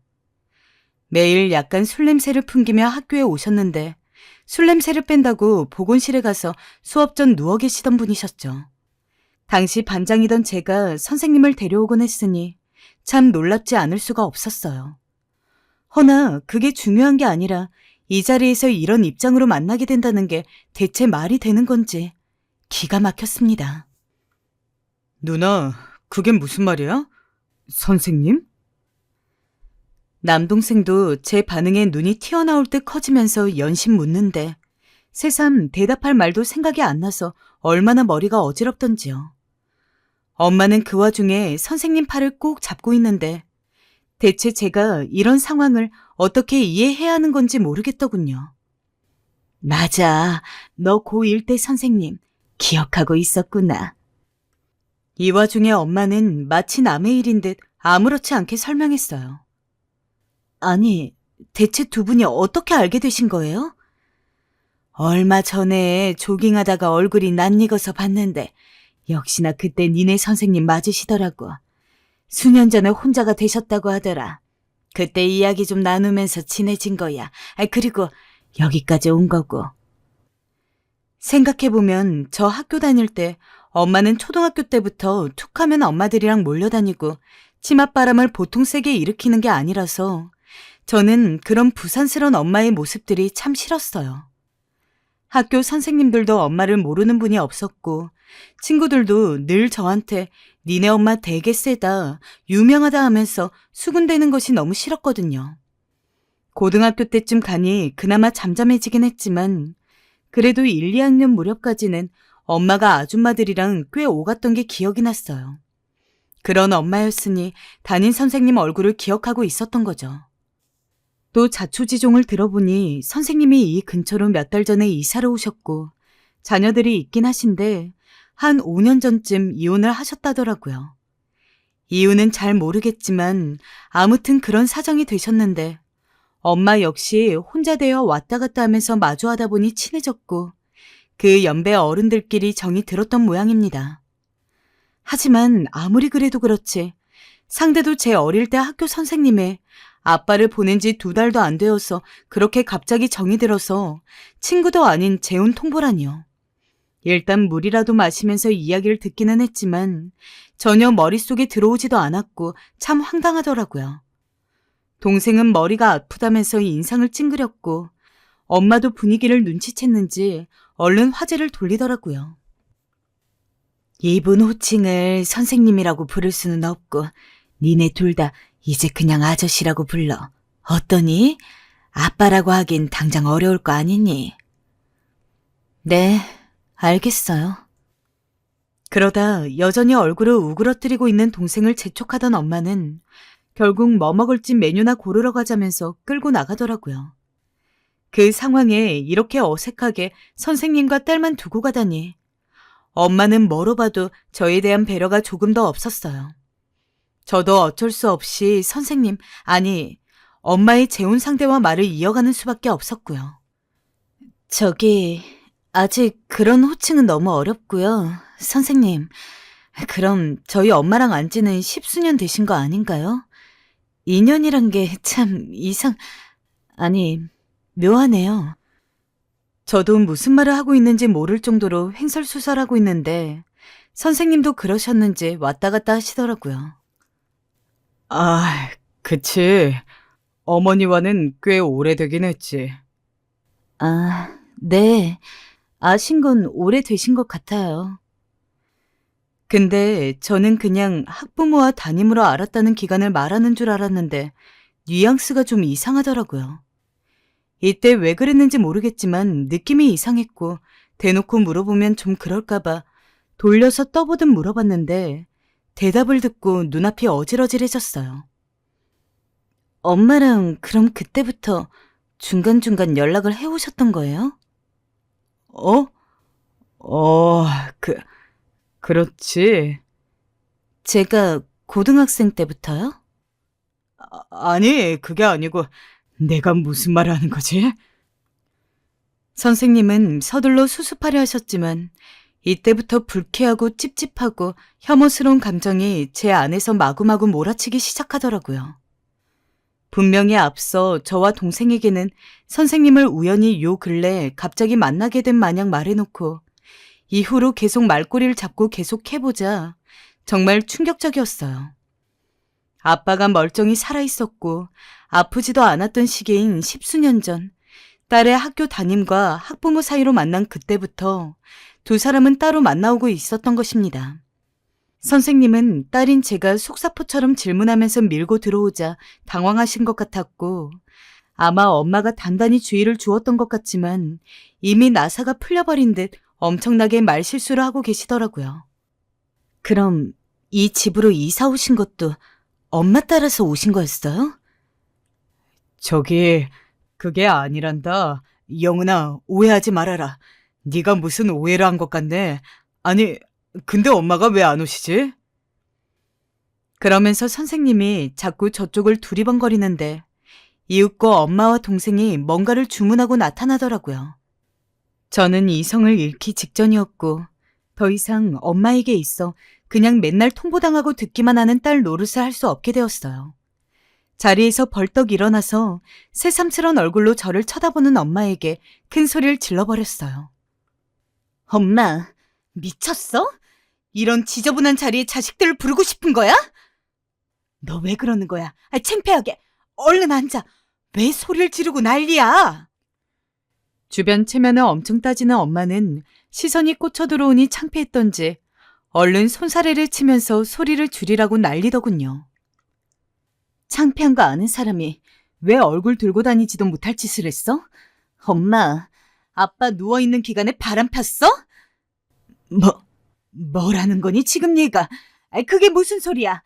이랑은 2달 전에 만났다고 말했잖아. 엄마, 거짓말 하지 말고 제대로 대답해. 나 속일 생각 하지 마. 엄마는 제가 무서운 얼굴로 재촉하자 말을 제대로 못 이었어요. 생각해보면 엄마는 그 무렵쯤에서 아빠랑 사이가 나빴던 것 같기도 하고 엄마가 시댁도 잘 안 갔던 것 같아요. 외모도 엄청 신경 쓰고 해서 나중에 쌍꺼풀 수술 같은 거 시켜달라고 했다가 야단 맞았던 기억도 있는데요. 사실 그때 뭔 일을 저지르고 있을 것이라고 누가 의심을 할 수 있었겠어요. 머릿속에서 이런 상황들을 자꾸 하나씩 떠오르다 보니 병상에 누워서 움직이지도 못하는 아빠 간병이 힘들다며 짜증내던 엄마의 모습까지 생각나더군요. 그런 와중에도 꾸준히 선생님과 연락을 하면서 만나왔다는 생각이 스치자마자 정말 제어가 안 되었어요. 그러던 차에 동생도 뭔가 눈치를 챘는지 제 표정을 살피면서 상황 파악을 하려고 하더군요. 엄마는 나랑 동생이 그렇게 만만해? 부모면 다야? 인생을 이따위로 엉망진창 살면서 그걸 우리 보고 받아들이라고? 아빠한테 미안한지도 모르겠지, 엄마는. 아빠가 그렇게 아픈데 어떻게 딸내 선생님이랑 10몇 년을 바람을 피우고 있었어? 그러고도 엄마가 인간이야? 영은아, 왜 그러니? 정말 미쳤어, 너? 끝내 와악 소리까지 나오면서 분노로 발을 동동 구르게 되었고 내용을 짐작한 남동생의 눈에서도 전깃불이 확 스쳐가듯 이글이글 타오르는 게 느껴졌어요. 선생님은 완전히 고개를 파묻고 연신 주변을 살피며 어쩔 줄 몰라하고 급기야 엄마는 가방으로 얼굴을 가리더니 저보고 미쳤다며 소리를 질렀어요. 저는 더 이상 이 더러운 자리에 몸을 두기 싫어서 동생 손을 잡아 끌고 밖으로 뛰쳐나왔어요. 동생에게 굳이 설명을 다시 해줄 필요도 없이 이미 제 고성에 이끌려 다 파악을 한 듯했고 우리 둘은 참으로 비참한 심정이 되어 멍청하게 걷기만 했어요. 아무것도 모른 채 그저 본인 몸이 성치 않아서 미안하다는 말만 하던 아빠가 얼마나 생각나던지 몰라요. 저와 동생 모두 아빠를 보낸 슬픔을 제대로 가누지도 못하고 있는데 뜬금없이 재온 이야기를 꺼내서 상처에 소금을 뿌리더니 그 상대가 제 고등학교 때 선생님일 줄이야. 게다가 심지어 이미 우리가 어렸던 날부터 엄마는 아빠 몰래 불륜을 저지르고 있었고 그 시간이 꽤 길었다는 걸 감지한 순간 구역질이 올라오더라고요. 저도 모르게 길을 걷다 주저앉아서 울다가 토하기도 하고 동생도 눈가가 벌개져서 제 등을 두드려주더군요. 그러기를 몇 번 하다가 지쳐서 근처 카페에 갔고 우리 모두 뭘 할 기력도 없어서 그냥 앉아서 음료를 시키고 멍하니 있었어요. 아빠도 불쌍하지만 저런 사람을 엄마로 둔 나와 내 동생의 인생이 참 초라하고 빈곤하게 느껴지더라고요. 우리는 이렇다 싶은 말을 도저히 꺼내지 못했고 갑자기 부르르 진동이 울리면서 전화가 오더라고요. 이 상황에도 전혀 구김살 없이 당당하게 제 할 말을 하겠다고 전화를 걸어오는 엄마를 보니 어쩜 그리 뻔뻔하고 본인스러운 건지 기가 막혔어요. 남동생도 저에게 표현하지 않았지만 상당히 충격이 컸나 봐요. 아예 못 받게 하더군요. 허나 저는 뭐라고 하는지 듣기나 하고 연을 끊던지 해야겠어서 받기는 받았어요. 엄마는 약간 화난 목소리로 당장 만나자고 하더라고요. 너네에게 꼭 해줘야 할 말이 있어. 오랫동안 숨겨왔던 건데 이젠 니네도 알 때가 된 것 같아. 엄마는 그렇게 비장하게 말하곤 전화를 끊었어요. 어쩔 수 없이 저는 엄마의 말을 듣기 위해 엄마 집으로 향했고 그 자리에서 엄마가 대뜸 하는 말은 또다시 제 뒤통수를 때리듯 얼얼하고 충격적인 이야기였어요. 우물쭈물거리면서 엄마가 이어가는 내용은 세상 그 어떤 내용보다 심한 반전이었어요. 너넨 엄마 생각은 하나도 안 하니? 내가 오죽했으면 그랬는지 모르지. 뭘 말하고 싶은 거야? 니네 아빠. 나도 죽은 사람 같고 이런 말하고 싶지는 않지만 말이야. 니네 어릴 때 아빠가 한번 회사 여직원이랑 바람 폈다가 호되게 걸린 적 있어. 너 중학교 다닐 무렵쯤에 말이야. 엄마, 그때 정말 살고 싶지 않았어. 뭐? 아빠가 바람을 폈다고? 엄마, 정말 죽고 싶었어. 그런데도 니네 얼굴 보면서 참았어. 이혼 안 하고 참은 거 다 너네 때문이야. 엄마도 너무 외로웠어. 이건 대체 또 무슨 소리인 걸까요? 아빠가 바람을 폈다니 너무 황당했어요. 그게 정말이야? 그래. 네 아빠가 바람 핀 걸 나한테 걸리고 나서 한동안 네 아빠랑은 냉정기였어. 사실 너네 때문에 산 거였어. 그냥 남이나 다름없었다고. 부부간의 정이고 뭐고 그런 것도 남아있지 않았어. 그러다 그 당시 자상하고 내 이야기 잘 들어주는 이 일을 알게 되었고 얼떨결에 식사를 했다가 깊이 정이 들어버린 거야. 니네도 받아들이기 힘든 거 아니야. 나도 죽을 때까지 비밀로 하려 했어. 굳이 니네한테 안 좋은 기억 심어줄 필요 없으니까. 근데 엄마에게도 사정이 있었다는 거 니네가 알고는 있어야 할 것 같아서 이렇게 말하는 거야. 아무튼 충격 많이 받았을 텐데 미안하다. 엄마는 말 끝에 결국 참아왔던 울음을 터뜨렸고 계속 흐느꼈어요. 남동생은 그런 엄마를 보다가 엉거주춤 다가가 엄마를 다독거렸어요. 전 엄마 말을 듣고 그쯤 시기를 떠올려 보니 뭐가 뭔지 잘 모르겠을 정도로 혼란스러웠어요. 엄마 말을 믿어야 하는 건지 그 무렵 아빠가 집에 잘 안 들어오긴 했지만 그때만 그런 게 아니라 워낙 일이 바쁘신 분이었고요. 그렇게 무리를 하다가 한참 이후에 몸이 아프기 시작했고 이후로 알아눕게 되신 것이었어요. 아빠는 우리 가족들에게 있어서 좋은 가장의 모습이었고 저와 동생에게는 엄마보다 더 자상하게 잘해주셨기에 기억 속에서도 좋은 아빠로 남아있으시거든요. 그런데 엄마가 하고 있는 말을 들어보니 그런 것 같기도 하고 아닌 것 같기도 하고 헷갈리더라고요. 제가 그 시기를 정확히 기억하는 것도 아니고 돌아가신 아빠께 여쭤볼 수도 없는 노릇이고요. 이런 와중에서 엄마는 자기 말 좀 믿어보고 본인의 입장도 이해해달라며 본인도 일부러 그런 건 아니란 말만 했죠. 평생을 불행한 결혼 생활을 해왔는데 자식들도 이제 시집장가 보냈고 하니 마음에 드는 사람이랑 그냥 한번 잘 살아보고 싶었어. 그쯤까지 가니 저도 하루 안에 너무 많은 일들을 담아야 하니 머리가 아프더라고요. 그 후 우리 남매는 이 이야기 관련해서 화제를 꺼내지 않고 있고 저만 머리 아프게 생각하고 또 생각했어요. 아무리 그래도 그렇지 딸 선생님이랑 그 오랜 시간 동안 불륜관계였다니. 다 너무 싫고 짜증이 나기도 하고 아빠에 대한 충격적인 이야기도 어떻게 결론을 지어야 할지 모르겠고 계속 며칠째 전화를 거부하고 있는 저에게 엄마는 문자를 보내서 자기의 이후의 인생도 좀 봐달라며 니네한테 신세 안 지고 둘이 잘 살겠다며 너무 미워하지 말아달라고 하셨죠. 그러던 어느 날 선생님으로부터 연락이 왔어요. 좀 볼 수 있을까, 영은아? 선생님이 절 직접 보고 싶다 하니 이건 거절할 수가 없었어요. 그래서 알겠다 하고 약속 장소로 나갔습니다. 선생님은 이미 나와서 절 기다리고 있었어요. 선생님은 절 보자마자 와줘서 고맙다며 의자까지 뒤로 밀어주었어요. 무슨 일로 보자 하신 거예요? 저기, 네 엄마가 다 설명해줬다고 하더라. 너희 아빠 일 말이다. 아, 네. 믿기 힘들겠지만 진짜다. 선생님은 갑자기 제게 머리 아픈 가장 피하고 싶었던 아빠 얘기를 꺼내셨어요. 사실 당시 은혜 씨가 많이 힘들었단다. 너넨 잘 모르겠지만 여자로서 얼마나 마음이 아팠겠니. 근데도 니네 때문에 이혼은 못하고 있다고 하더라고. 영은이 너도 컸으니 배우자의 바람을 받아들이는 게 얼마나 힘든 일인지 알 거다. 너희 엄마 정말 소갈이 많이 하셨다.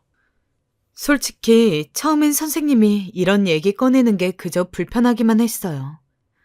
그런데 계속 말을 더듬더듬 이어가며 엄마가 그간 얼마나 힘들었는지를 얘기하는데 마음이 조금 동하긴 하더라고요. 거기다 선생님은 자신의 인생사까지 솔직하게 들려주겠다고 말을 이어갔어요. 실은 나도 배우자의 바람을 겪었어. 너무 괴로워서 매일 술에 취해 살았지. 아내는 죄책감도 모르고 계속 나 몰래 바람을 펴대고 나는 이혼도 못하고. 그래서 더 네 엄마랑 마음이 맞았는지도 모르겠다. 우린 그 누구보다 서로의 고통을 이해할 수 있었어. 나도 마음앓이가 심했던 때라 네 엄마한테 더 기대게 되었고.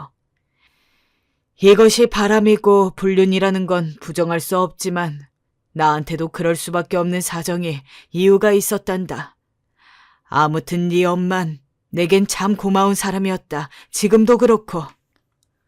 도대체 제가 뭐라고 답을 해야 하는 건지. 전 선생님의 말을 묵묵히 듣다 그만 한숨을 푹 내쉬었어요. 엄마의 사정을 헤아려 이렇게 만난 두 사람을 그저 축복해줘야 하는 건지 혼란스러웠어요. 하지만 솔직히 말해 썩 내키지 않았어요. 제 마음이 그랬어요. 엄마의 말을 믿고 싶지 않기도 하고 아빠에 대한 진실을 부정하고 싶었어요. 선생님은 제게 그 말을 하시곤 할 말을 다 했다며 집으로 먼저 가셨고 전 한참이나 그 자리에 앉아 혼란스러움에 고개를 푹푹 떨어뜨렸어요. 그리고 결국 이것 때문에 잠도 못 자고 고역을 앓는 날들이 이어졌죠. 사실 아버진 저에게 너무도 좋은 아빠였어요. 엄마가 저에게 사랑을 주지 않았던 반면 아빠는 항상 저에게 무한대의 사랑을 주셨고 제가 뭘 해도 작은 것에도 칭찬해 주시곤 했어요. 우리 영은이 잘했네. 아빠, 뭐가 잘해? 나 이번에 수학 30점 받았는데? 아니야, 영은아. 잘하고 있어. 저번보다 더 많이 맞았잖아. 그럼 된 거야. 아빠는 언제나 따뜻한 말로 사랑을 표현하시는 분이었어요. 저는 힘든 시기를 건널 때마다 그런 아빠에게 기댈 수 있었고, 엄마에게 받지 못한 사랑을 아빠로부터 채우곤 했어요. 엄마가 왜 제겐 그리 박했냐고요? 엄마가 남동생을 더 좋아했던 이유도 사실 이유가 단순했어요. 바로 남자라는 이유였어요. 엄마는 그런 옛날 생각을 버리지 못하고 우리 영재가 집안 대를 이을 거야 하며 늘 남동생을 우선시했어요. 맛있는 걸 만들어도 접시를 남동생 쪽으로 밀어두고 어떤 이유로 싸워도 남동생 편만 들어주고 언젠가는 제 남동생이 이렇게 엄마한테 물은 적도 있었죠. 엄마, 왜 누나를 미워해? 오죽하면 제 남동생이 그런 말을 했을까요? 엄마는 그 정도로 저와 남동생을 대놓고 편애했어요. 그 모습을 보면서 당연하다는 듯 고개를 끄덕이시는 분은 한 분밖에 없었어요. 바로 엄마의 엄마 외할머니뿐이었죠. 그럼 남자가 중하지. 우리 영재가 집안의 기둥이야. 너 영은이는 영재 거 함부로 뺏지 말아라. 네가 누나니까 뭐든 맞춰줘야 해. 안 그럼 할머니한테 혼난다. 아마 공감하시는 분들 많겠지만 저희 할머니도 남아 선호 사상이 꽤 강하신 분이어서 어린 절 이런 말로 다그치고 많이 혼내셨는데 그때마다 할머니가 참 무서웠어요. 서럽기도 하고 속상하기도 하고 남자란 이유 하나만으로 모든 면에서 뒤처져야 한다는 게 너무 불공평하게 느껴지더라고요. 왜 남자가 뭐라고, 그깟 남자가 뭐라고. 그래서 전 어렸을 때 남몰래 남동생을 많이도 미워하고 괴롭혔습니다. 성인이 되어 그랬던 절 이해해준 남동생이 고마울 정도로요. 아무튼 얼토당토 않은 이유로 제게 박했던 엄마를 전 많이도 미워했어요. 거기다 제멋대로의 철없는 성격이 힘들기도 했고요. 그런데 엄마의 결혼을 축복한다는 게 기억 속 좋은 아빠를 부정하는 것처럼 느껴지더라고요. 죄책감이 들고요. 그러던 어느 날 저의 이런 시름과 달리 엄마는 결국 결혼식을 올린다고 제게 청첩장까지 보내왔어요. 청첩장이라니 그 안에 써있는 문구를 보는데 가슴이 울컥하더라고요. 옆에서 남편은 놀랐어요. 장모님 결혼식까지 올리시는 거야? 올리고 싶대. 엄만 남 눈치 보지 않고 식을 올리고 결혼 사진도 찍으시겠다고 했어요. 그리고 꿋꿋이 그 모든 걸 다 하시는 모양이더라고요. 하지만 어느 날 이 모든 게 다 뒤엎어진 일이 일어나게 됩니다. 바로 제가 진짜 진실을 알게 된 날이죠. 그날은 대망의 엄마의 결혼식 날이었어요. 마음을 잘 정리하고 와서 그런지 신부 대기실에 들어가 엄마를 보는데 웨딩드레스를 입은 엄마의 모습이 문득 예쁘게 느껴지더라고요. 엄마, 나 왔어. 우리 영은이 왔구나. 영지도 왔네. 얼른 들어와라.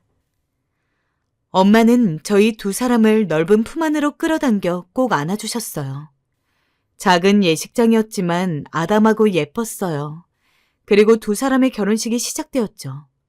엄마의 결혼식을 보는데 아빠 생각이 나면서 가슴 한편이 이상하게 울렁거렸지만 애써 그 생각을 떨치려 애썼어요. 엄마의 결혼을 축하하기 위해 모인 자리니까요. 그렇게 조용히 결혼식을 참관하고 있는데 옆에 엄마의 친구분이 섰어요. 기억이 또렷하지 않지만 어렸을 때 몇 번 인사를 드린 적이 있어서 아는 얼굴이었어요. 그런데 아줌마는 저를 알아보지 못하신지 다른 친구분과 한참 조용히 무언가를 속삭이시더라고요. 아이고, 대단하네. 은혜채, 기어이 저 남자랑 결혼하는구만. 그러니까 아무리 그래도 근데 자식 보는 눈이 있는데 어떻게 이리 빨리 재혼을 하나 몰라? 그러게 말이야. 초대받아서 오긴 하는데 축의금도 별로 내고 싶지 않구만. 역시나 엄마에 대한 안 좋은 이야기들이었어요.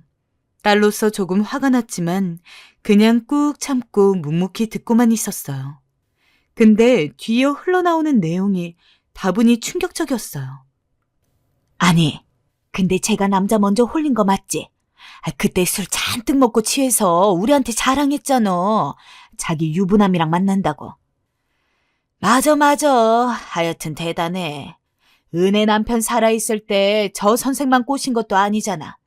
내가 아는 남자만 몇몇인데 순진하게 저 선생이 걸려든 거지.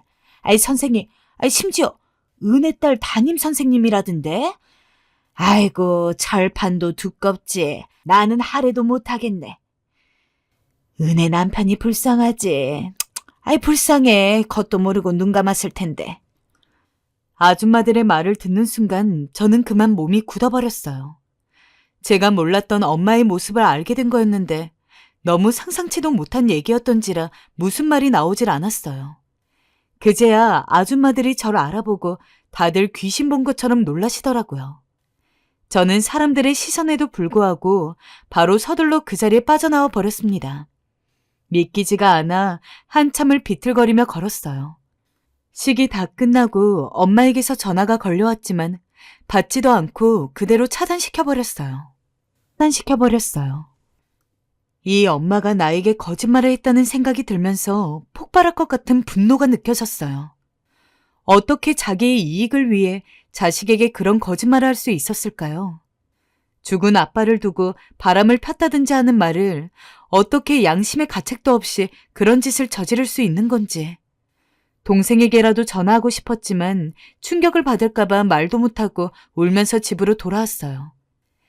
제가 이 일을 따지게 된 건 엄마가 그 선생과 신혼집 차려놓고 잘 살고 있던 때였어요.